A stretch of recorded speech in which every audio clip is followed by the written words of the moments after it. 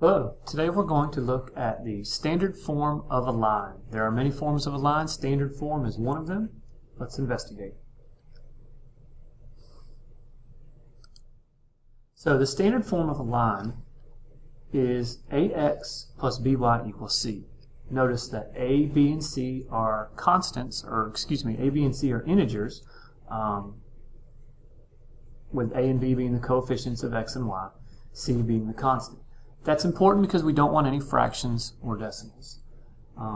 In addition to that, a is always going to be positive. We like to have that leading coefficient to be positive. It makes life easier for us. And it can be that a or b is 0, but not a and b both at the same time. C can be 0 anytime it wants to. Here's an example. I've got, write the following in standard form. Y equals negative 3x plus 5. I'm currently in my favorite form. I'm in slope-intercept form, but I want to change it to standard form. So of course, to get standard form, I need the ax plus by on the same side. So we're going to get x and y on the same side by adding the 3x to both sides. That gives me 3x plus y equals 5. And if you'll notice, that does match up with ax plus by equals c, so I am in standard form, with my a equal to 3, my b is a 1, and the c is a 5.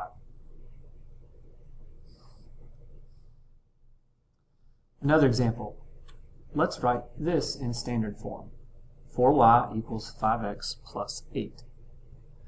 Notice on this time, my x is already a positive. The 5x is already positive.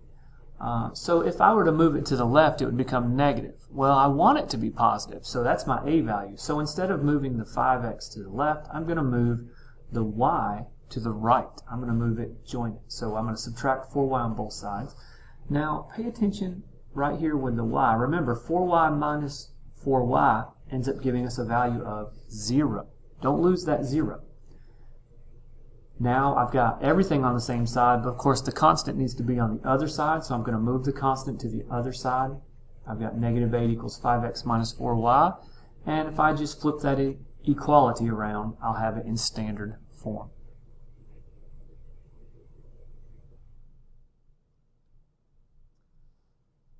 Finally, one of the more common ways, and the trickiest, is when you have fractions. Remember, my job is to have a, b, and c as all integers, and clearly right now my a and my b are fractions. So to clear out fractions in any situation, you're going to want to multiply by the least common denominator. In this case, the least common denominator is 4, because 2 and 4 both go into 4.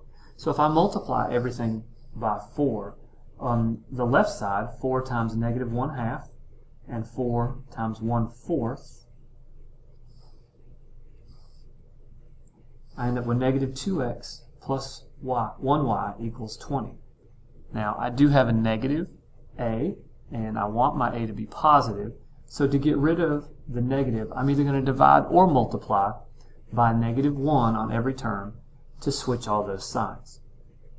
Now, an astute math person might notice that right here, I could have multiplied by a negative 4, and that would have combined both steps at the same time.